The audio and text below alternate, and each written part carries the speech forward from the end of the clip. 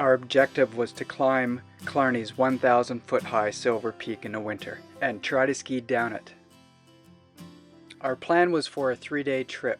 We would park just off the highway and then cross frozen lakes and portages to set up a base camp.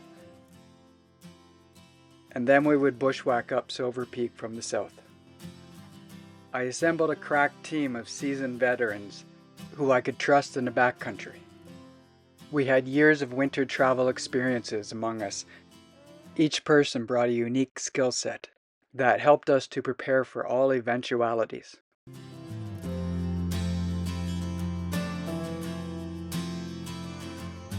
Our training was complete, and now it was time to pore over maps and iron out last-minute details.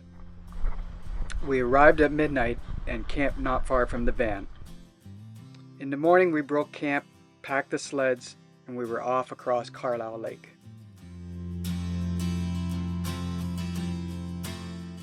It was a beautiful winter day, but we immediately found it tough going in the deep snow.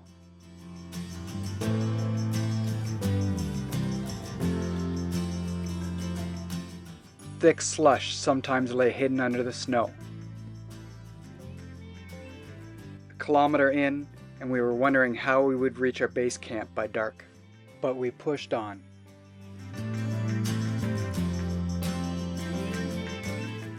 We had 2 long portages, and the sleds seemed to pull easier on hard ground.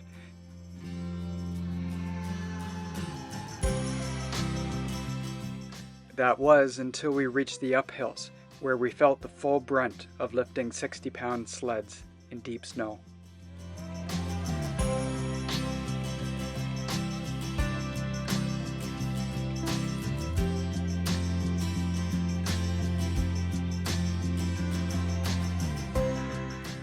After 10K of hard work, we found a nice sheltered spot for our base camp. Tents were set up, water was found, and dinner was quickly made.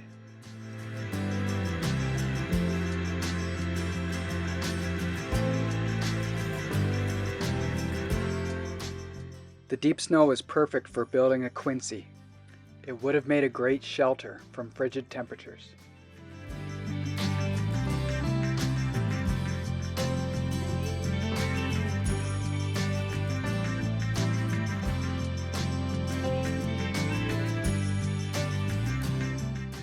We found a rocky nook that made a perfect spot for a fire and spent the evening drying out and avoiding explosive sparks.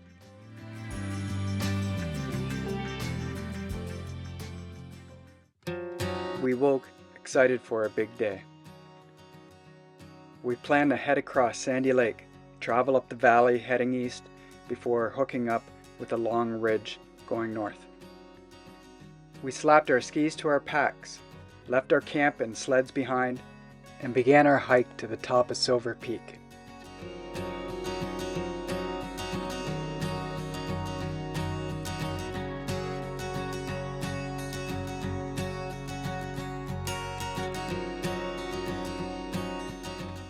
We traveled quickly along the flats,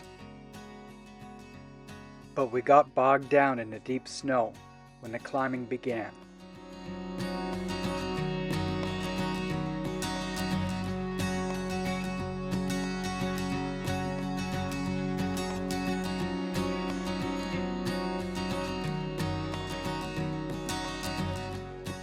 We inched upwards, making slow progress, but we soon had views and could see how high we'd come. Once we were on the windswept ridge, the snow proved firm and the climb became easier. The top of Silver Peak was soon in sight.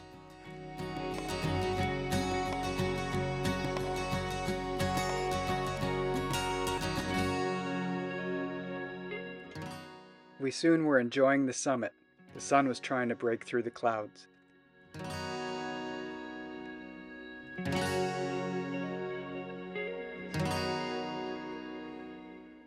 Maybe we would be immortalized in the Baden outlook.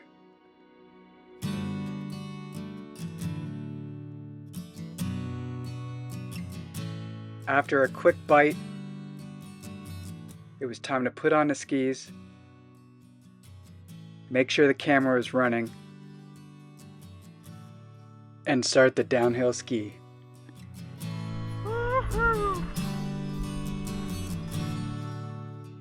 At first, the hill was at a beautiful slope, and we quickly covered ground, retracing our snowshoe tracks. As the slope steepened, we started to switch back and forth across the terrain.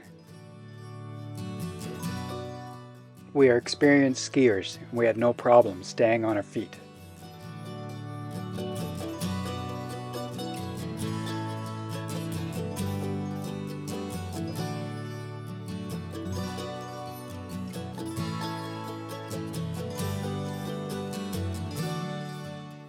As we continued down the ridge, we eventually reached the nose, where it ends at a precipitous cliff. So we chose to head left into the hemlock forest. The snow was deeper, but we could safely finish the descent on skis.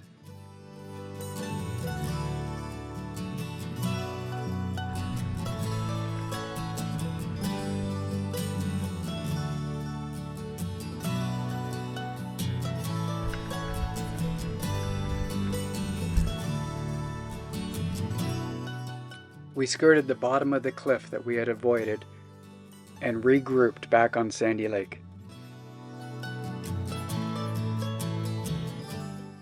This is a map of our route, showing the steep, sketchy section at the start. A safe way up Silver Peak is straight up this valley. We retraced our route back to camp.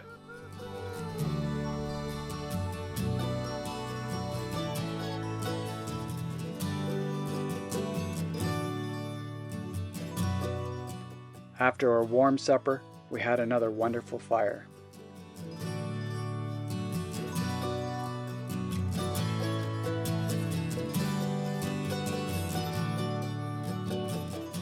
It gave us a chance to dry out.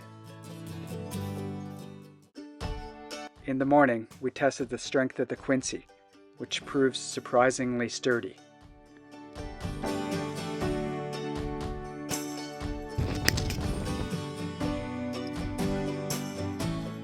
We packed up camp and loaded the sleds for the return trip.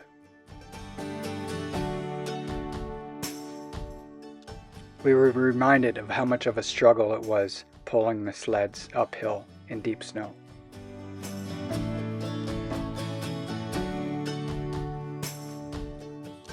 It was considerably colder now, and it was hard to keep slush from freezing to the bottom of the sleds.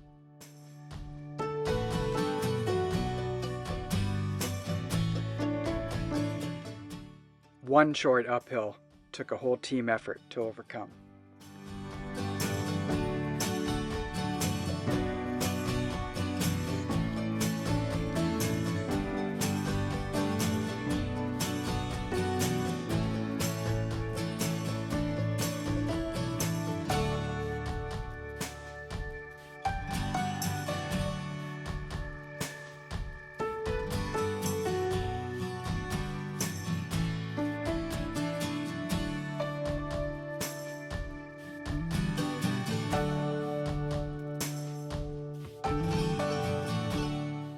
Back on Carlisle Lake, we had one long, hard pull before reuniting with the van and packing for home. In the end, I think the lesson learned is that pulling heavy sleds in deep snow is super tough. At the same time, though, it made skiing down Silver Peak relatively fun. At the end of the day, it made for an extremely memorable few days with this group of guys up in Killarney.